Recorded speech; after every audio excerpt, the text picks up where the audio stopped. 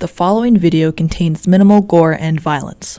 Not too long ago, a game franchise from 2007 got a remaster polish. That franchise is the Bioshock Games.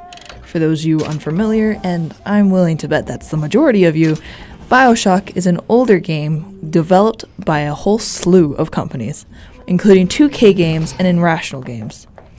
The first game in the franchise is a first-person shooter taking place in 1960 in a city under the Atlantic Ocean. The game, and all of its bells and whistles, recently got remastered for a variety of consoles. I love this game, specifically the first, and I'll be the first to say that this franchise has its quirks. But because of nostalgia, I suppose, I went ahead and got the Bioshock collection. I went in expecting things to be so gloriously shiny and new, and, well, I didn't quite get what I wanted. Let's talk about the things they added in Bioshock 1 and 2. Jellyfish. Seriously, there are a lot of new jellyfish that were never there before. The director's cut. New game plus. I don't think there are going to be any complaints with this, if I'm being honest.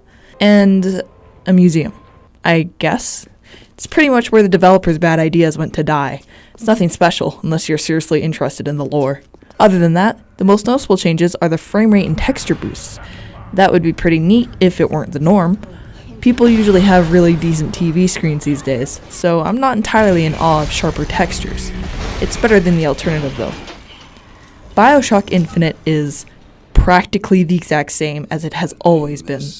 I guess it's because it's such a recent game, but still, the only difference I spot is, again, the frame rate and texture boosts.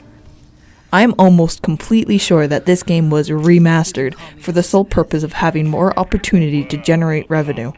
Consoles like the PlayStation 4 can't play older discs, which means the old games have to be bought through the PlayStation Store. So if you want to play these games on the PlayStation 4, well, you have to buy it.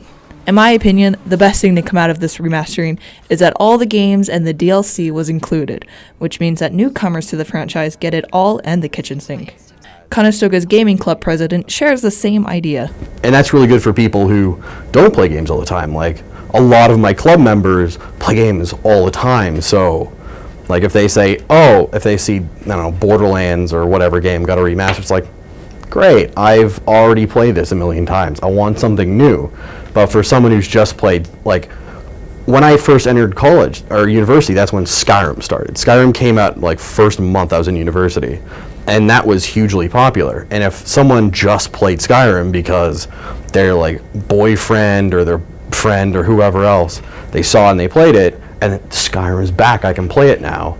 Like, that's amazing for, I would say, the other 50% of the gamers who aren't super hardcore, super dedicated, and, you know, just see that thing I loved, I can play it again. So is the Bioshock collection worth investing in? If you've never played these games before, or if you're a big enough fan, then I'd say that it is. If you're like me and you know the game front to back, invest in something different, and stick to playing the older copies. It'll save you a couple of bucks, since things are almost the exact same. For Spoke Online, I'm Cassidy Folds.